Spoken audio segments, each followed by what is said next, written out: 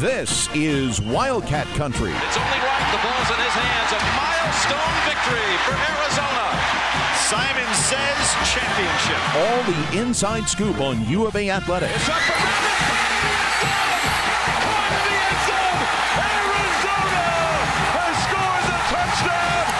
Wildcats win. Let's go to work, brother. Welcome to another edition of Wildcat Country. Eric Cohen and Shane Dale. And Shane, it's finally over. At least I think it is. All Arizona sports for the 2020-2021 school year have finished. Unfortunately, the baseball team went 2-Q in Omaha. That's 2 and barbecue, as the old expression goes. And, you know, I mean,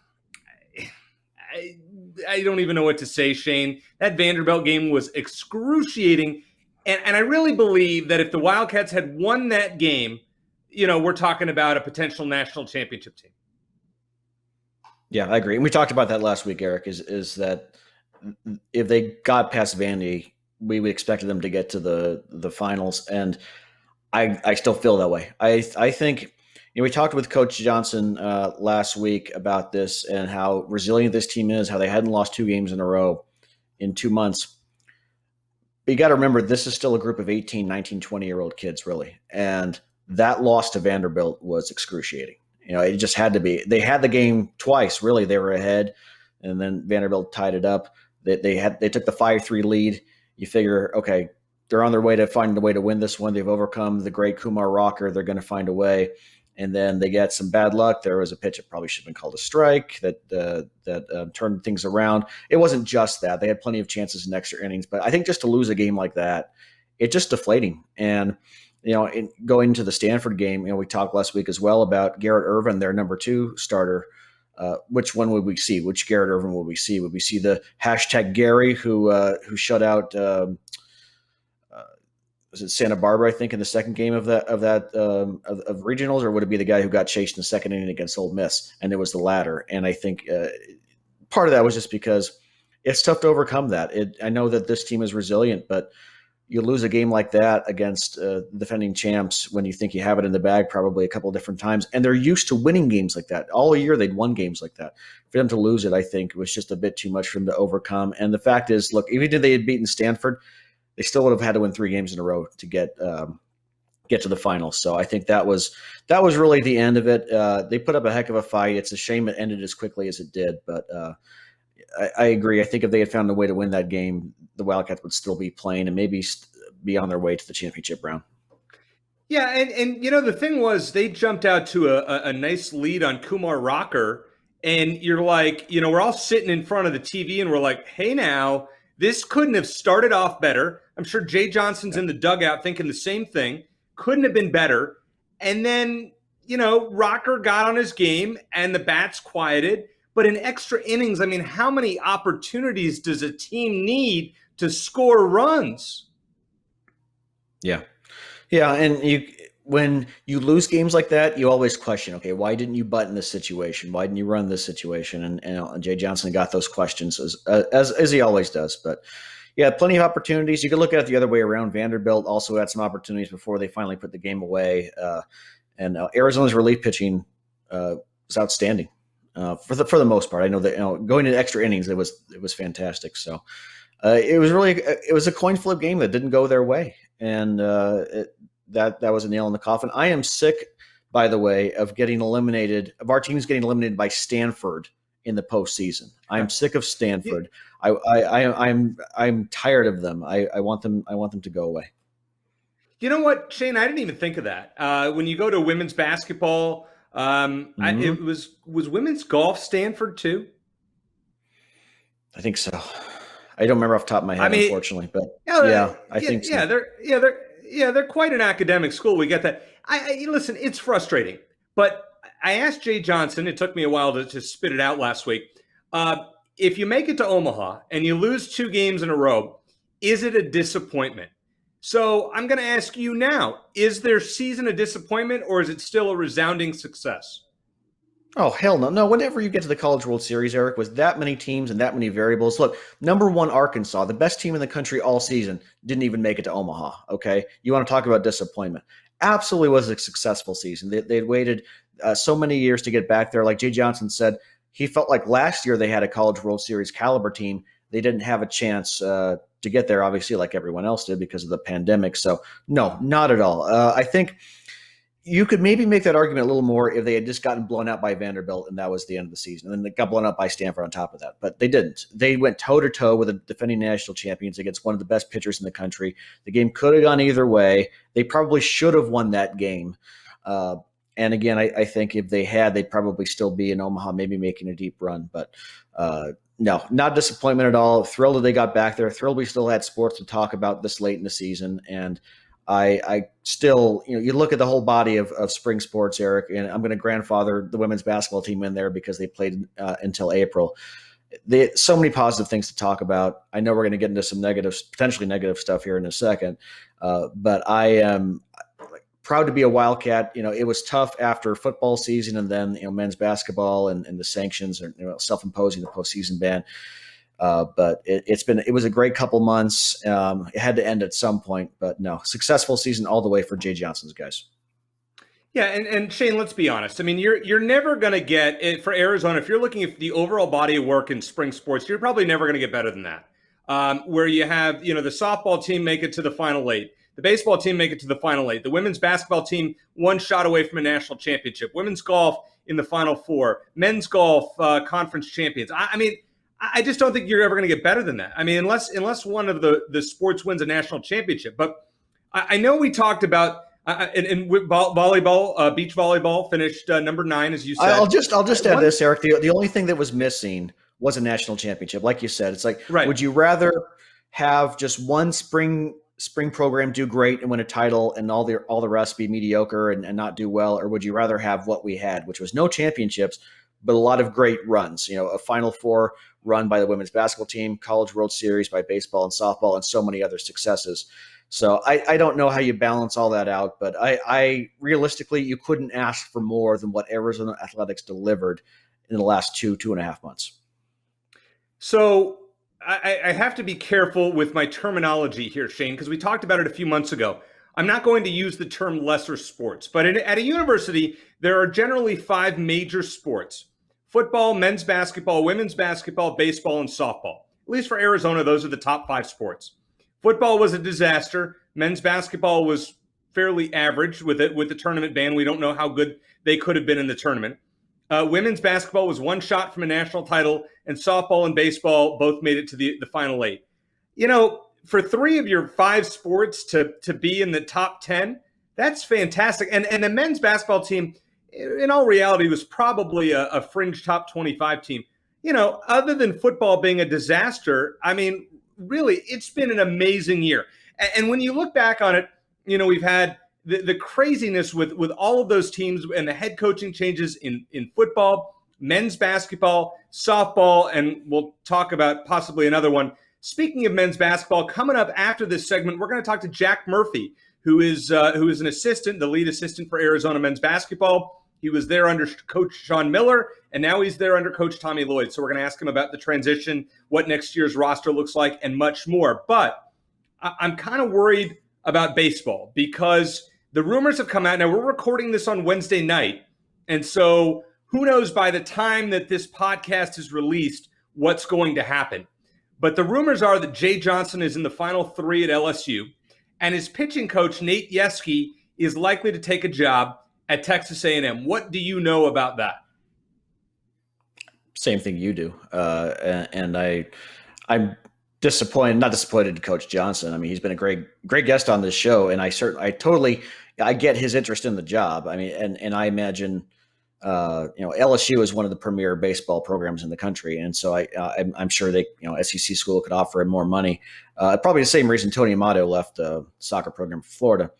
What's interesting though, and by the way, I regardless of what happens, I wish Jay Johnson the best.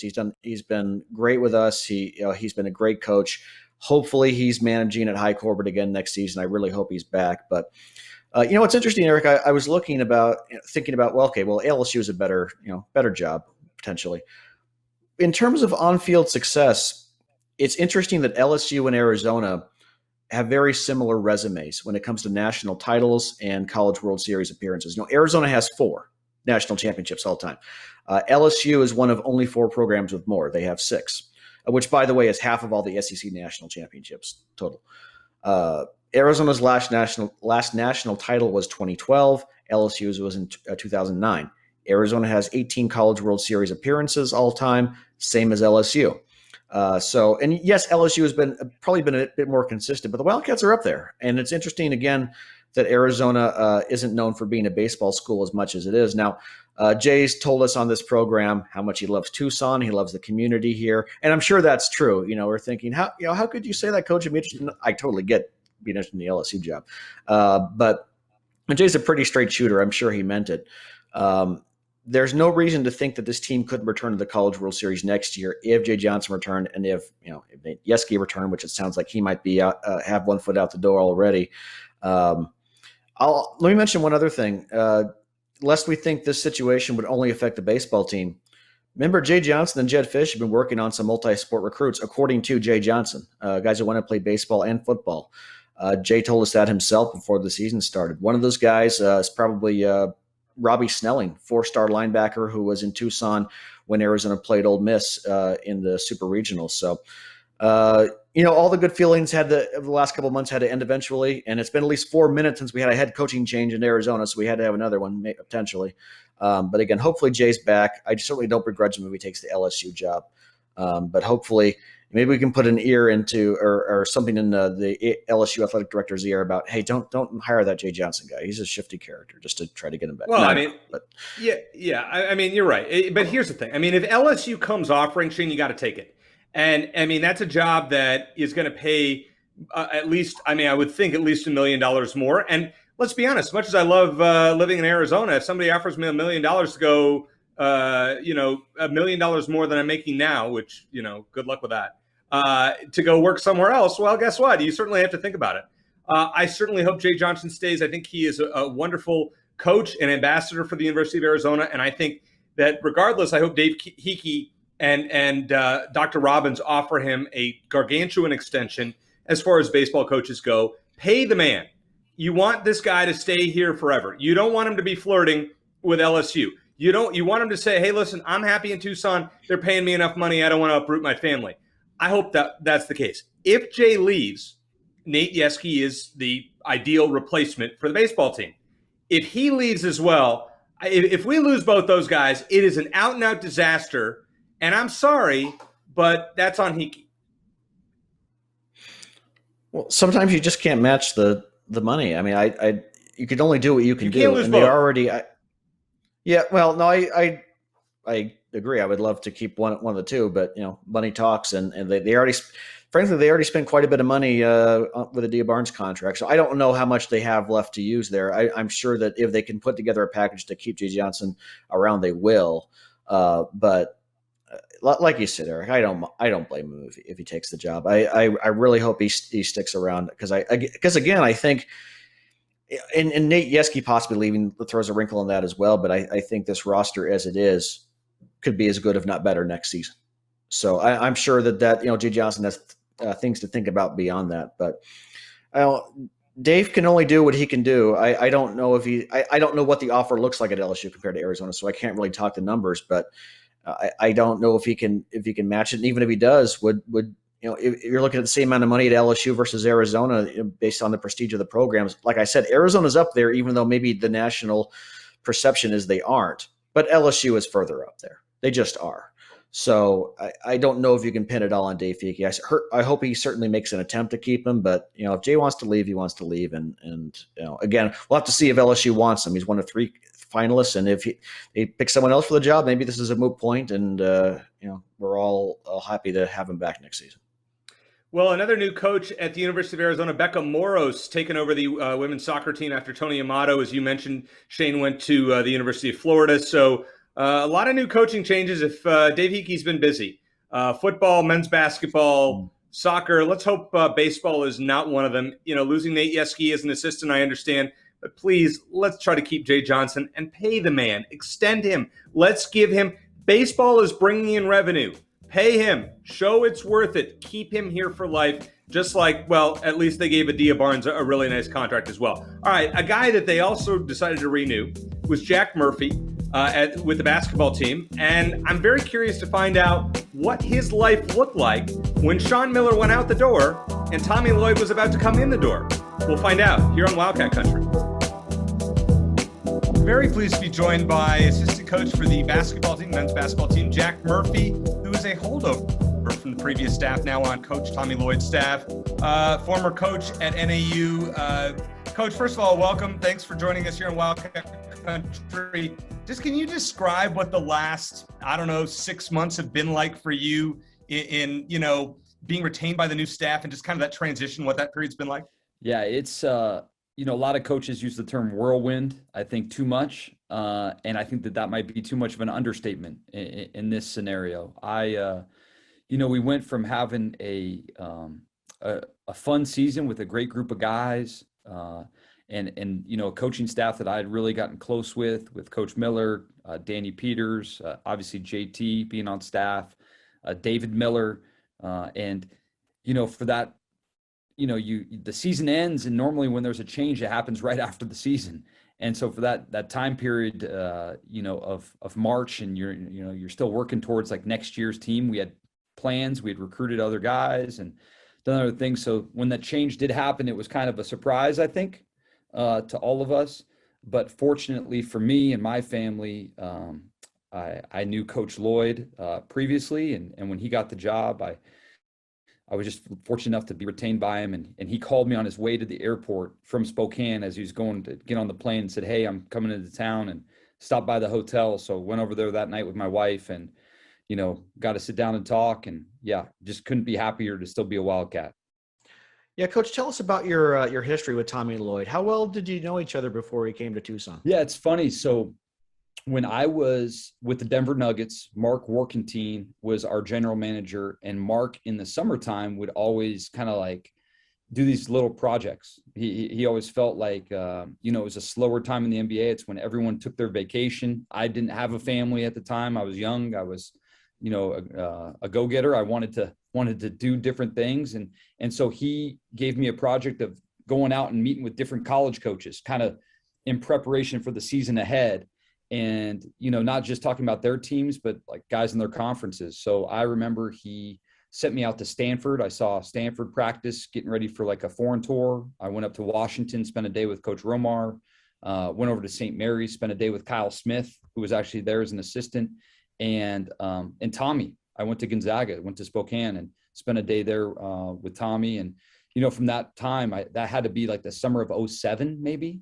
So from that time, like we've kept in touch. I coached against him twice when I was at Memphis, coached against him when I was at NAU, coached against him here at Arizona. So we've always had a good relationship and kind of stayed in touch. He's a people person, and, our relationship kind of grew over those years. And then never did I think all those years ago in Spokane, we'd be sitting here together at Arizona. Well, you have a lot of players returning from last season's team as well, who I'm sure were as surprised as you were about the coaching transition. How do you think those guys who were on last season's team have handled that transition from Sean Miller to Tommy Lloyd to this point? I think everybody handled it really well. I was really impressed with how during that week when I was the interim, which was another funny story, but no one entered the portal, other than Daniel Baccio. And I think Daniel was probably going to transfer anyway. So no one entered the portal that whole week, and they were patient and, wanted to see what happened, and they all met with Coach. And, even the guys that left, I think made the best decisions for them and their families. And I think Coach Lloyd did a great job of supporting them in that decision-making process. And the guys that have stuck around, kind of bought into the vision that Coach had for this program. And, Coach Miller did a great job here. We were really successful. Even the last 2 years, the ball bounces here or there. We could have been conference champs the year with Nico and Josh. It was really, really that thin. So it's not that we were that far off. And I think that Tommy appreciated the players that we had here already. And those guys appreciated what he was bringing with him from Gonzaga. Before we talk about the roster situation, you had mentioned that your interim week was a funny story. Tell us a little bit more about that. I got like 10 or 20 texts of congratulations. And I don't think people understand, like, I was fired.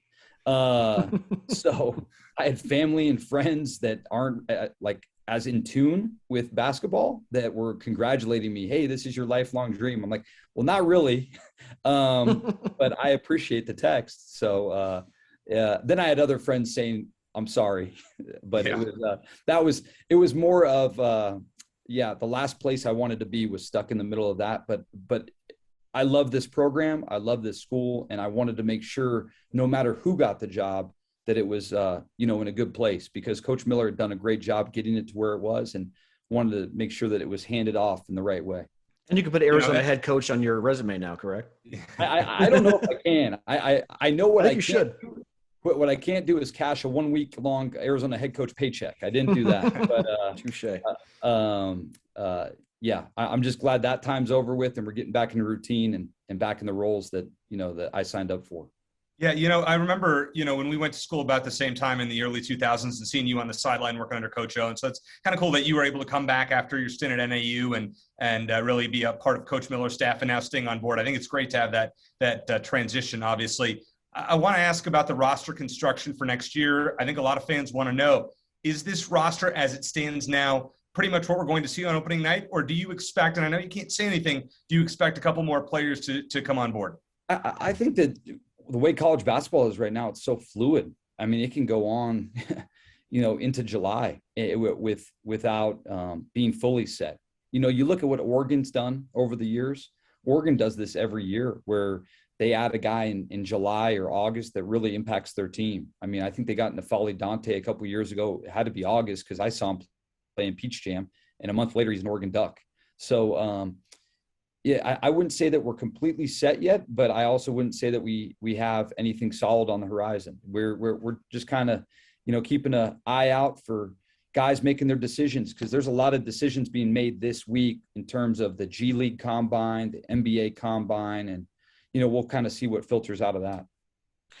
Coach, you and I think the whole staff were up in Glendale this past weekend at the Section 7 tournament, State Farm Stadium. How good does it feel to actually be able to see recruits in person again? How important is it for them to actually see you and the coaches' faces on the sideline? Oh, I think both. Like, it was very exciting for us. Coach Lloyd actually was making fun of myself and TJ Benson, because he's like, who's going to try and get up there first? Because we were both so excited to get out and see games and see the guys in person and kind of get back out on the road. He goes, what's the rush? And then Sunday he was up there and he kind of got his juices flowing. So it's one of those things where it was exciting to be out there. There's a lot of great prospects out there and a lot of great coaches. It was a lot of fun to be able to see high school teams in June in our state and in that setting. Like, you walked in that building and I was kind of in awe, because like, that's where, NFL players walk in, you're there down on the floor and you're looking up, the stands are massive. It felt like a Final Four environment. So everybody that was involved in putting that on last weekend deserves a huge round of applause. And in the state of Arizona, we definitely put our best foot forward. And Tommy Lloyd is familiar with State Farm Stadium. He was there with Gonzaga, and I'm sure he reminded you of that. He reminded me, like, that's the first thing he said Sunday morning. Yep, he got bad flashbacks. I mean, good being their first Final Four, but coming up short. Yeah, a little disappointing. Yeah. What kind of guys are you and Coach Lloyd and the rest of the staff looking for at Arizona? I mean, obviously you're going to go after a lot of the top-rated players in the country and around the world. But what qualities are you looking for in a potential Arizona Wildcat? I think first and foremost, great character, like high character guys that love the game, that want to get better, want to improve, and are good people. If you look at what they've done at Gonzaga, they've had a lot of great kids up there, high character guys. You don't really hear a lot about their guys getting in trouble off the court. They go on to have successful careers, lives, families. And I think that for the most part, we've had the same down here at Arizona. And we just want to kind of put those things together. Talented guys. We don't care as much about the rankings as we do the type of people. And the great thing about Coach Lloyd that I've learned over these last couple of months is he has a system, that they run offensively, and you just have to really recruit to that system. And we need guys that can handle the basketball, be playmakers. Not one person is going to be dominating the ball. Everybody has to move it and be able to pass it, shoot it, guard your man. So it's really exciting and fun to see that. Like, if you have a specialist, you can look at that, but we all also want like the well-rounded all-around player. Tell us about Coach Lloyd, because we don't know. We haven't had a chance really to talk to him here on the show, and just seeing him out in public. I mean, That's, he seems that's kind of poor SID work. Yeah, I know, right? Yeah. Oh my God. No, come on. We got you and we got TJ Benson, so we're very happy to have that. Nate has been fantastic. Nate's in the room, so yeah, smart. Yeah, he's done a great job. Great. But what is Coach Lloyd like? I mean, tell us about his personality and just what he's like to be around. He's a happy, fun-loving guy, relaxed, but the relaxation can go away like in competition settings. I mean, he's very competitive, very smart, intelligent, understands the game. And these are all qualities I've known about him for years. I mean, you're not as successful as he's been if you don't understand the game and have a deep passion for the game. He's thinking about basketball all the time. He'll be the first to tell you that he has no other hobbies. You ask him what he watched on Netflix. He asks what Netflix is. So he's locked in on ball, but he can have a conversation about life. And he's been all over the world. Obviously loves traveling. It's well chronicled. I think that's what's helped him in international recruiting. So he's down to earth and he can talk about anything, but his passion for basketball certainly comes across immediately. Based on my unofficial calculations, I believe you're the only coach on the staff who has been previously a D1 head coach. How is your role going to be different this year than it has been in previous years under Coach Miller? Well, I think I probably had the same distinction under Coach Miller. I'm trying to think back, but I just try and be, a voice of reason at times, and then also not devil's advocate, but also, just kind of bring a different side, different perspective. I learned a lot of lessons in my time in Flagstaff, some very hard lessons, the difficult way. You win by winning, and you learn by winning, and you learn sometimes by losing. And we had some success early on and got knocked down. I felt like we picked ourselves up a little bit there at NAU. And I feel like that's a benefit to me, not only as part of the staff, but my own, as an individual within the staff in my own role. I kind of know what I liked my assistants to do and how they could help me in the communication. And I try and bring that every day, not only to Coach Lloyd now, but the previous 2 years to Coach Miller. Coach, with McHale Center being one of the best home courts in college hoops, I don't think that could be disputed. And I would dispute it. I would say it is the best. The best. I was trying to be humble about it, but we don't need we don't need to be humble here. No, it's an event. I love, and I'm sure that my question is going to be because that was missing last season. Having all the cardboard cutouts and no fans out there. I know it's not official yet. You're going to have fans back, but hopefully you'll have fans. You'll have a chance to have a full house. How excited are you and the team for fans to hopefully be back in the stands and rock McHale again next season? Yeah, I mean, it was so surreal, for lack of a better term, last year when we played Southern in the first game. It took 3/4 of the game to get used to not having anybody there. I guess by the end of the year we got used to it. So it's going to be a little bit of an adjustment having fans back. But a guy like Kerr Kriisa, Azulis Tabelis, Benedict Mathurin, like we recruited these guys, telling them what great fan base we have, what an unbelievable experience it is playing in McHale.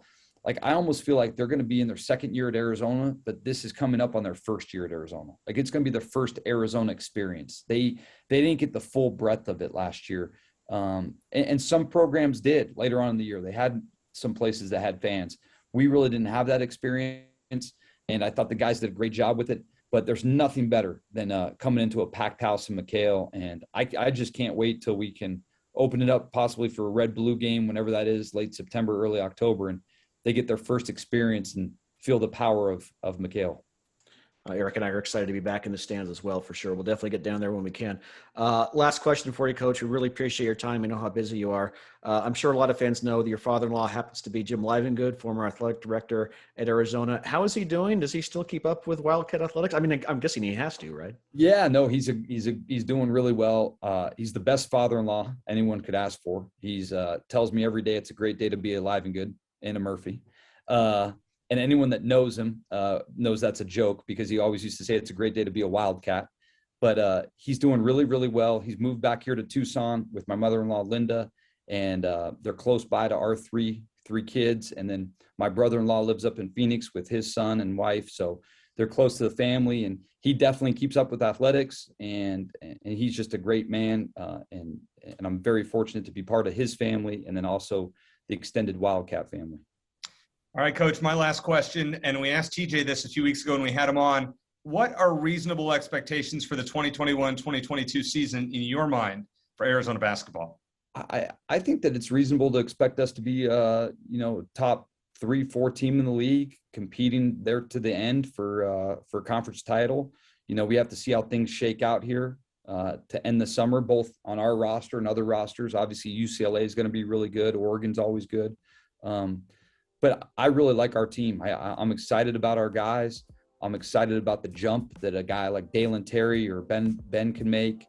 Pella is a really exciting player. So I think that we're going to have some really good pieces when it comes to the fall and get better and better as the season goes along. Going to be basketball season yet? I think we're counting down the days. Coach Jack Murphy, thank you so much for joining us. Best of luck, and would hope to have you on the podcast here again soon. Anytime Nate tells me, I'm just going wherever Nate tells me. Thanks again, Coach. Appreciate that. Thanks, Coach Murphy, for joining us. And you know what? It was really cool, Shane, is I just feel really optimistic, about where this program is headed. Tommy Lloyd has not really been out there. We don't see him. And I guess Sean Miller wasn't really a figurehead. You don't see him like Jed Fish all over Twitter and everything like that. Tommy Lloyd doesn't have a Twitter. But it's really cool to see, to hear that Jack Murphy says, hey, we're full speed ahead. The roster looks good. We're not done yet, but, if we are, we still have a pretty good team next year. I came away from this interview feeling like, hey, this team's going to be, pretty good in the Pac-12 next year. Good to have the continuity with Coach Murphy staying on board. I think that was a no-brainer for Tommy Lloyd, even though they didn't have that relationship, which I'm glad that they do. I'm glad that worked out well. I was thinking, Eric, how good this team can be, and I think the consensus is, well, maybe about as good as last season, because they lost some guys, including James Akinjo. Do they really have a true point guard who's going to step up? But you think about two guys in particular, Azuolas Tubelis and Ben Mathurin. If both of those guys, or even one of them, takes a big step forward next season, which I think they're both capable of doing, it's amazing how much two stars, how far they can take you. And if those guys end up being like all Pac-12 or possibly all American or second team all American, something in that range, which are capable of doing, and you get Kirk Kriisa, who I still think, and I know I've been on the Kirk Kriisa train for a while now, I still think he's going to be great. Give him time to develop. I think keeping Shane Noel as well on as far as a recruit for this class could be big too. I'm not going to pencil in this team as a Pac-12 champion, and who knows if they're going to be tournament eligible. But I think they could be better than a lot of people are thinking, because right after the end of the season, when Sean Miller was still there, they were just about everyone's preseason top 25. I think even our friend Aaron Torres had them in the top 10. Then, of course, everyone has them out of the top 25 now because they lost some guys. But I think Tubelis and Mather in particular, if they make leaps forward in their sophomore seasons, which they're very capable of doing, this team could be top 25. And a matter of how they fit into the system and all that, and some of the other guys they brought in, we'll see if they're still not, like Jack Murphy said, they still might add a player or two. It's a weird time, but I think the ceiling for this team is top 25 and maybe even Pac-12 champions if everything goes well. I'm not bold enough to predict it, but I could see a scenario where that takes place. Well, we're going to talk a lot about men's basketball going forward. I know a few people have asked about, what is the podcast going to look like over the next few months. We're still going to talk. We're still going to talk U of A athletics. I mean, we're only 6 weeks away from fall camp beginning. Eric, football. When we began this show, we relaunched this show when we didn't know when there were going to be sports again. And look at everything that's happened the last week. We got plenty of stuff to talk about. We've got commits who we've been able to have on our show, football alumni, basketball alumni. We got plenty of stuff to talk about, plenty of previews. So yeah, stick around. I'm excited for the upcoming season. I'm excited for fans to be back in the stands. For football and hopefully for hoops as well. No shortage of things for us to talk about. All right, well, let's talk about a couple of things related to the Pac-12 here in our final segment. Number one, last week it came out about ASU, Herm Edwards and Antonio Pierce apparently having some recruits on campus when they shouldn't have during downtime. Now, it's kind of funny that Antonio Pierce was somebody, former Wildcat, who I look at as a traitor, and because of how he has consistently bashed Arizona since he left. And I know he was considered, apparently interviewed for the football coach job. I didn't want him as the head coach. And honestly, I just don't see how he sticks around at ASU, considering there seem to be a faction of people over there that don't like him. Plus, it looks like he was involved in things he shouldn't have been doing. It's interesting. It took the FBI to shake up Arizona men's basketball, and it took one insider to do possibly the same for ASU football. Eric, I'm not one to delight in the scandals of others, even rivals. Although I don't particularly feel bad for those Sun Devil fans, and I know there have been plenty of them who have given U of A fans a hard time over the whole Book Richardson situation for almost 4 years now. Okay, so I get that, but I covered ASU football quite a bit during my time in TV news. I don't miss my time there, but I got to know some people, a lot of people over there. Their media relations department is great, and so I'm not gleeful about this by any means. And it's important to note that all of this is still alleged at this point. Okay, the only thing they have really proof, Shane. I'm covering our butts is what I'm doing, Eric. Okay. They have the only thing that really surprised. Okay, pipe down. The only thing that really surprised me about this whole thing, and really disappointed me, is Herm Edwards' apparent involvement. And I know this is going to sound naive. I know it sounds naive. He just doesn't seem like the kind of guy to knowingly break the rules. And while it sounds like, if true, Antonio Pierce orchestrated most of these violations and put pressure on people around him to follow through, Herm, it sounds like, either knew about these, what was going on, or at best, which maybe is not plausible, but he was just simply ignorant of the fact that these rules are being violated. Neither is acceptable. Okay. And as we know from the Arizona men's basketball situation, a head coach can and will be held accountable for actions by his or her staff, regardless of knowledge. Okay. But while I'm sure a lot of Wildcat fans, and probably yourself, are thoroughly enjoying this whole thing, and I get it, believe me, I'm just left kind of sad because I have always thought of Herm Edwards as one of the true good guys in sports, and maybe he still is, but it certainly doesn't sound good or look good for him or his staff at the moment. And we'll see how it shakes out during the season, because if all these things if all the receipts are in place, they may not be in Tempe much longer. As of right now, knowing what we know that's been released to the public, what is your prediction on the future of Herm Edwards and Antonio Pierce, specifically at ASU? Sorry. I laugh at it a little bit just because I think everyone just thought it was a foregone conclusion that Sean Miller would have been gone in a month after the whole FBI stuff came out, right? And then he lasted up until now, an odd time for him to be let go. But I think Antonio Pierce, if all of this is accurate, is probably done. As far as the rest of the staff, I don't know if some of them can feign ignorance or show that I was pressured to do this or that. Herm, I really don't know. And, these investigations could take a long time. So it could be years before we see repercussions. But I think that, if nothing else, I think Antonio Pierce is probably going to be gone if all these things are true.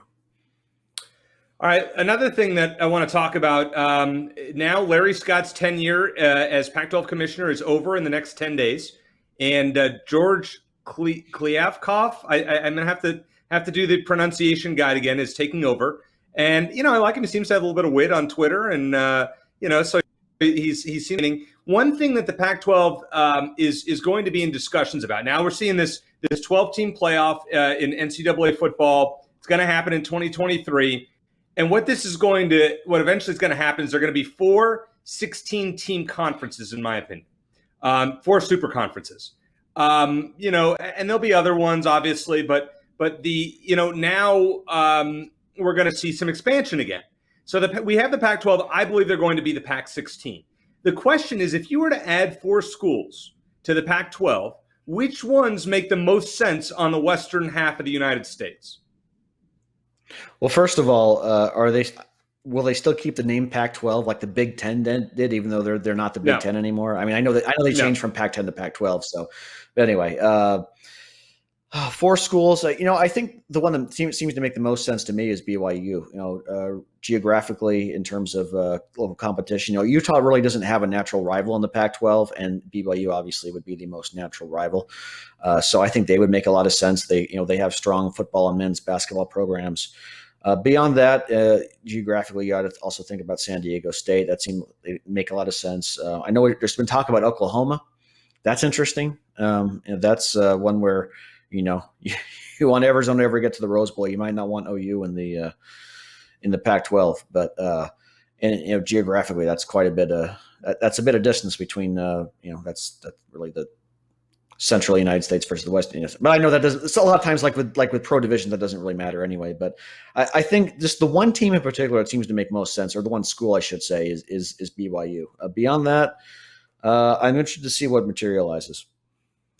I believe the Pac-12 has never taken BYU. I think there's something about academic standards or something like that where BYU, I don't even know if they'd be in consideration. I think the two schools that are very important to take, in my opinion, and you might laugh at these, San Diego State and UNLV. I believe the Pac-12 is going to be based in Vegas. They have a brand new stadium where UNLV is going to be playing, and I think that team is going to gain some notoriety in the coming years. Also, San Diego State building a new stadium where the dump Qualcomm used to be. Arizona fans remember well, those of us who were at the Holiday Bowl in 2009, what a piece of garbage that stadium was. So I think those two make a lot of sense. Too. Yeah, it was terrible. Another school that I would take a look at if I was the new commissioner, and I don't know that you could sway them, but you got Colorado, and obviously Oklahoma is interesting, and Oklahoma State might be interesting as well. I would probably place a call to Nebraska. Nebraska is Nebraska-Colorado is a big rivalry. Nebraska-Oklahoma, if you were to go after them. I just think Nebraska is not a great fit in the Big Ten. Geographically, is Arizona that much further from Nebraska than it is Seattle? Probably not. I'd have to look up on a map, but I really don't think so. And if you're going to, the Pac-12 pretty much encompasses the western half of the United States. I think the Big 12 is toast. I think you're going to see an SEC, the ACC, the Big 10, and the Pac-12 be the super conferences. I think the Big 12 is toast eventually. And I don't know what you do with those other schools in the Big 12, but if you can get Oklahoma, maybe Oklahoma State and Nebraska in there, then maybe San Diego State and UNLV aren't as important. Well, I'll tell you what, if we can get more daytime games, more day football games out of this as a result, I'd be all for it.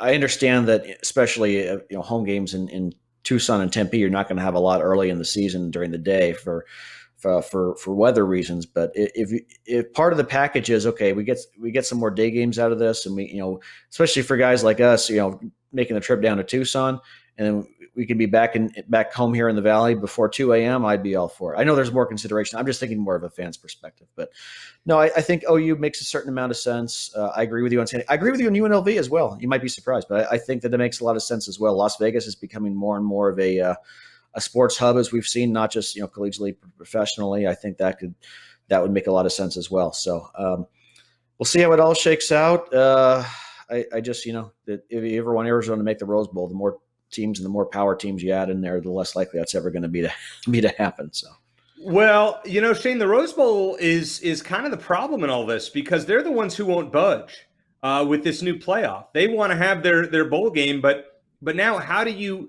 who gets to host which bowl games in the semifinals, the quarterfinals, etc. And the Rose Bowl wanting their Big Ten Pac-12 matchup complicates things. So that will be a very interesting thing to follow. I'm sure we'll talk more about that as we go along. But fun show this week.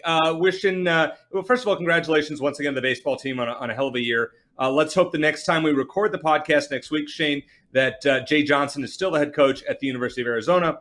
Thanks to Jack Murphy for joining us. Great info and great to catch up with him. Would love to have him on the program again soon. Thank you to our friends at All AZ Sports and the All AZ Sports Podcast Network. Check their new site out at allazsports.com. A lot of great content going up across all sports. So it's really an exciting time to be a part of that. And of course, Shane, fun doing the show with you as always. We'll be back at it next week.